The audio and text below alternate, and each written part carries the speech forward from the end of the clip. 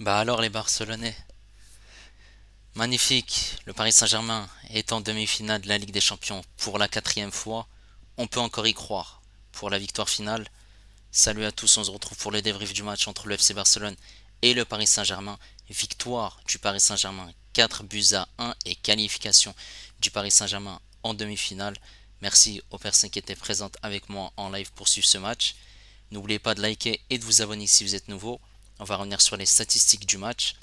Et après les faits du match avec ses 5 buts, ce carton rouge également de Araujo, 21 tirs pour le Paris Saint-Germain, 9 tirs cadrés, 7 tirs pour le FC Barcelone, 3 tirs cadrés, c'était très pauvre, 32% de possession pour le FC Barcelone, 68 pour le Paris Saint-Germain, 581 passes pour le Paris Saint-Germain, 285 seulement pour le Barça, 90% de précision de passe pour le Paris Saint-Germain, 71 pour le FC Barcelone, 10 fautes pour le Barça, 12 fautes pour le Paris Saint-Germain, 4 cartons jaunes parisiens, 5 pour le FC Barcelone. Il y a eu ce carton rouge par Araujo, un hors-jeu barcelonais, 2 hors-jeu parisiens, 3 corners barcelonais et 9 corners pour le Paris Saint-Germain. Et maintenant on est parti en image pour ces 5 buts et ce carton rouge. Voici la composition d'équipe alignée par Luis Enrique, Donnarumma, Hakimi, Marquinhos, Lucas Hernandez. Pour le milieu de terrain, Fabian, Vitinha, Zaïre Emery. Et en attaque, Barcola, Mbappé et Dembélé. Les joueurs qui pouvaient risquer une suspension pour ces demi-finales, on avait Vitinha, Lucas Hernandez, Ugarte et Skriniar. Alors, par rapport à ce premier but pour le FC Barcelone, Araujo qui va donner un très très bon ballon à Lamine Yamal sur ce côté droit. Lamine Yamal qui va défier Nuno Mendes. Nuno Mendes qui va malheureusement perdre son duel face à Lamine Yamal. Lamine Yamal va accélérer, rentrer dans cette surface de réparation, faire un très bon centre. Et Rafinha, il va couper la trajectoire de ce centre et marquer pour le FC Barcelone et ouvrir le score à la 11e minute de jeu. Et sur cette action-là, Nuno Mendes et Hakimi, Donnarumma est aussi fautif sur ce but puisqu'il a un mauvais placement sur la trajectoire de ce ballon. Ensuite, on est à la 28e minute de jeu. Barcola qui va avoir une situation et il va accélérer, mais Araujo va le tacler et Barcola qui était tout seul pour essayer de marquer et Araujo va faire un gros tacle. Une faute qui va commencer en dehors de la surface de réparation et finir dans la surface de réparation du FC Barcelone.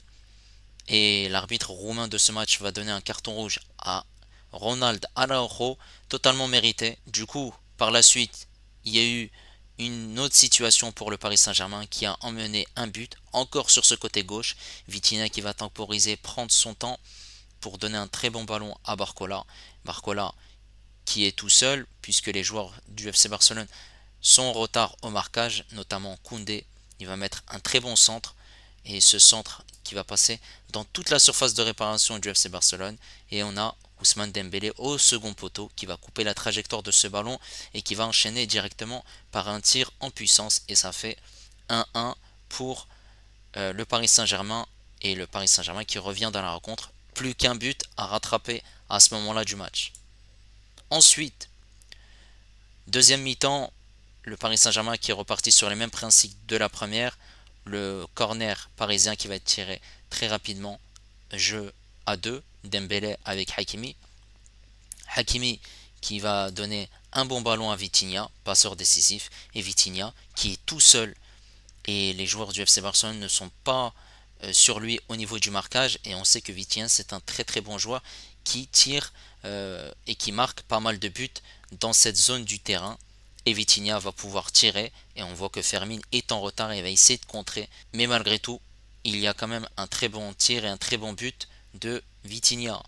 Ensuite, quelques minutes après, on a Zaïre Emery qui va donner un bon ballon à Ousmane Dembélé.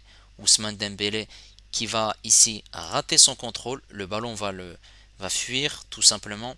Et après, il va essayer de le rattraper. Et à ce moment-là, il va obtenir un penalty. Faute qui a été faite par João Cancelo. Voilà.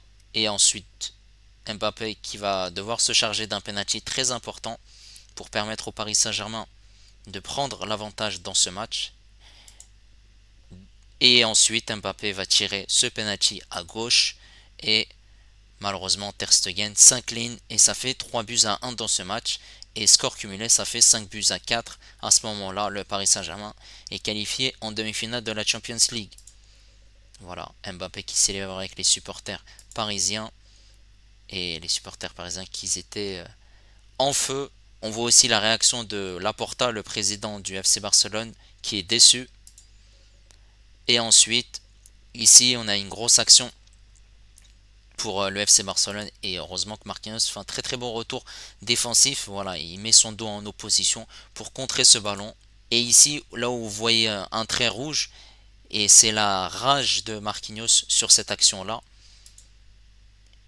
puisque juste après, on a un très bon retour défensif de Kylian Mbappé. Et Kylian Mbappé va donner un ballon qui va être avec de la réussite Asensio, puis par la suite Hakimi. Hakimi qui va pousser loin son ballon devant. On a Fermin Lopez qui va essayer de récupérer ce ballon au duel avec Hakimi. Hakimi qui va courir.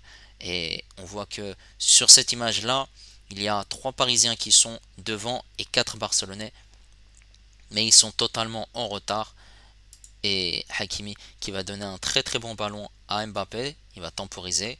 Mbappé qui va tirer. L'arrêt de Ter Stegen. Ensuite, le ballon va revenir sur Asensio qui va directement enchaîner. Et il y a eu l'arrêt de Ter Stegen. Et juste après, ce ballon qui va être contré par Jules Koundé. Et avec de la réussite, revenir sur Kylian Mbappé.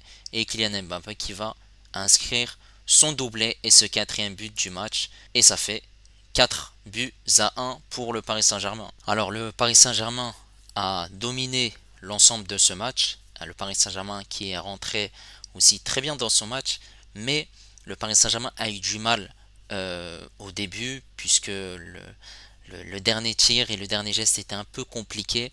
Et les Barcelonais étaient bien compacts défensifs pour essayer de gêner que ce soit Barcola, Dembélé pour une prise à 2 et Mbappé, même si Barcola a su faire des différences et par les dribbles, et c'est ce qu'ils ont fait aussi également les joueurs parisiens par la suite. Et sur la seule occasion du FC Barcelone durant ce premier quart d'heure, Rafinha qui arrive à marquer un but sur une occasion où le Paris Saint-Germain n'a pas été bon défensivement. Par la suite, le Paris Saint-Germain a dominé cette première mi-temps, a essayé d'avancer petit à petit, de se créer des combinaisons, de jouer énormément vers la verticalité sur les côtés, à gauche, à droite, essayer de trouver des combinaisons, de rentrer dans cette surface de réparation. C'est ce qu'ils ont fait à plusieurs reprises et à ce moment-là, ils ont trouvé la solution, comme je l'ai montré en image, sur ce côté gauche, avec un très très bon centre de Bradley Barcola et permettre à Ousmane Dembélé de marquer et d'égaliser dans ce match. Et le fait de marquer très tôt dans ce match permet aux Parisiens de rester concentrés et de reprendre confiance puisque lorsque le Barça a marqué, il fallait que le Paris Saint-Germain marque 2 buts pour qu'il y ait d'éventuelles prolongations. Il y a eu ce fait de match aussi, le carton rouge de Araujo qui a changé l'organisation du FC Barcelone avec l'entrée de Martinez qui a pris la place de Yamal. Pourtant, c'est lui qui est passeur décisif sur le but de Rafinha et il faisait une très bonne entame de match. Et sur cette deuxième mi-temps, Vitinha qui marque un très très bon but. Personne, aucun Barcelonais était sur lui au niveau du marquage. Et ensuite, il y a eu ce penalty et ce but en fin de match. Voilà, les Barcelonais qui n'étaient plus dans leur assiette en fin de match. Il faut aussi souligner que Xavi a reçu un carton rouge. Son adjoint aussi a reçu un carton rouge. Maintenant, on va revenir sur la prestation des joueurs parisiens. Donnarumma n'a pas fait un très bon match. Donnarumma est fautif sur le premier but. Sa relance au pied n'était pas très bonne. Il y a eu de la précipitation de sa part. Il a reçu un carton jaune. Lorsque le Paris Saint-Germain avait le ballon et que le Barça pressait pour mettre de la pression et de l'intensité sur le porteur du ballon et que Marquinhos à un moment donné a fait une passe à Donnarumma, il avait un jeu au pied qui était très limité et à partir de là, Marquinhos n'a plus voulu prendre de risques et il dégageait seulement en touche et aussi c'était un peu fébrile, même s'il a fait quelques arrêts à souligner. Voilà, c'est un match très moyen de la part de Gianluigi Donnarumma. Concernant Achraf Hakimi sur ce côté droit, il a fait un match correct, un match très intéressant où au début de la première période, Hakimi et Dembélé, ils n'arrivaient pas à se trouver, en termes de combinaison je parle, mais puisque sur le côté gauche entre Mendes et Barcola c'était très fluide, ils se trouvaient facilement, les yeux fermés, alors que Hakimi et Dembélé en première mi-temps c'était un peu plus compliqué. En deuxième mi-temps c'était meilleur et Hakimi est passeur décisif sur ce but de Vitinha, il a trouvé la verticalité énormément et il a su faire aussi les bons retours défensifs, les bons placements au milieu de terrain lorsque le FC Barcelone avait des contre-attaques. Et voilà, il a su jouer aussi avec Dembélé, se projeter rapidement sur le quatrième but. Bah, c'est lui qui est à l'origine de cette action où, voilà, il y a trois occasions, une avec Mbappé, Asensio et, et par la suite Mbappé qui marque ce quatrième but. Voilà, il a fait un match très très intéressant. Concernant cette défense centrale, Marquinhos et Hernandez, bah, j'ai trouvé que Marquinhos, les retours défensifs, ils étaient excellents. Quand le Barça ils attaquaient, lui il était là en tant que mur pour contrer les ballons et les tirs du FC Barcelone. Il était là en tant que muraille et voilà, il y avait des hésitations malgré tout pour ressortir le ballon. C'était un peu compliqué, mais sinon il a fait un match très solide en tant que capitaine, en tant que leader de cette équipe. Et Hernandez, bah, j'ai trouvé qu'il a fait un match en dessous de Marquinhos. À un moment donné, il a fait une erreur où il y a eu une perte de balle et une projection rapide de la part du FC Barcelone. Et heureusement que Marquinhos a pu contrer ce tir d'un joueur barcelonais. Et aussi au niveau de la relance, c'était un peu plus compliqué, malgré qu'il a gagné pas mal de duels avec Marquinhos. Ils ont été très bons au niveau du placement aussi. Voilà, ça reste tout de même un match assez moyen pour Lucas Hernandez. Et Nuno Mendes, bah, j'ai trouvé qu'il a fait un match très solide, très intéressant. Voilà, entre Mendes et Hakimi, voilà, le jeu il partait sur les deux côtés. Que ce soit défensivement, il a fait les replis défensifs, des fautes très intéressantes pour casser le jeu du FC Barcelone. Et aussi, il a fait des très bons appels avec Barcola sur ce côté gauche où il a joué très bon, juste, dans le bon tempo. Il a été très intéressant. Voilà, c'était bien ordonné, un très bon match de la part de Nuno Mendes. Ce milieu de terrain, Vitinha, Ruiz et Zaire Emery. Mais Vitinha, t'as été fantastique, incroyable, incroyable. La ressortie du ballon, le bon tempo, relancer proprement. Il a été bon pour remonter le bloc, jouer rapidement vers l'avant, trouver des espaces, dribbler, être intéressant aux abords de la surface de réparation, jouer juste, récupérer aussi certains ballons. Malgré la pression du FC Barcelone, il n'a pas hésité, il n'a pas fait de faute et il marque encore un très très bon but. Vitinha, il fait une saison remarquable et il fait encore un match incroyable. Comme au match aller, il a été magnifique. Au milieu de terrain, on a Ruiz aussi. Et Ruiz a souligné aussi qu'il a fait un match très très solide. Il a su faire des dédoublements, monter, gêner la relance au niveau des joueurs du FC Barcelone. Il a aussi gagné pas mal de duels. Dans l'impact physique, il a été très très intéressant. Il a su mettre la hargne, la combativité pour gêner ce milieu du FC Barcelone, que ce soit De Jong, que ce soit Gundogan, que ce soit également Pedri, très bon pour gêner ces joueurs du FC Barcelone, faire des très bons retours défensifs également.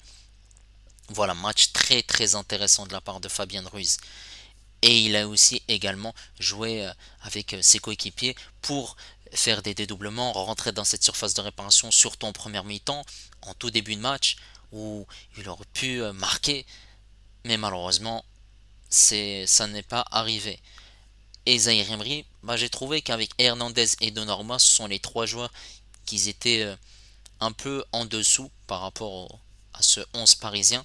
Mais voilà, il a fait un match quand même assez intéressant où il a su courir, faire pas mal de pressing au niveau des joueurs du FC Barcelone. Il a perdu quand même quelques duels, quelques ballons. Il y a eu des hésitations de sa part. Mais ça reste tout de même un match assez abouti, malgré tout, par rapport à son âge et par rapport aussi à ce qu'il a apporté durant cette rencontre. Et en attaque, bah Barcola, il a été grotesque Barcola. Il a provoqué énormément sur ce côté gauche, l'accélération, la vivacité, la percussion, la relance également. Il a été aussi intéressant par rapport à ses dribbles, il a gêné et il a éliminé Koundé, il l'a mis dans sa poche cette fois-ci.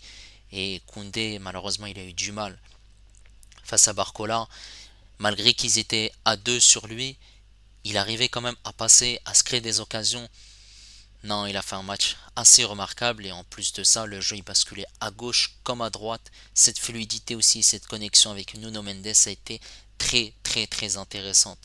Et sur ce côté droit, Dembélé, il a été très intéressant également. Il a fait un match assez correct. Voilà, c'est à deux visages. En première mi-temps, le début de match était assez compliqué. Il ratait certains ballons, il ratait certains contrôles. C'était assez compliqué avec Hakimi. C'était assez compliqué aussi au niveau des tirs.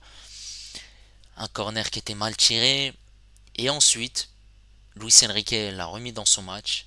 Petit à petit, il a rehaussé son niveau de jeu et il marque ce but pour permettre au Paris Saint-Germain de revenir dans le match.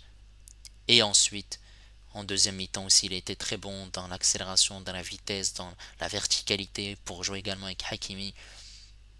Très très intéressant aussi dans son jeu. Aussi, les replis défensifs.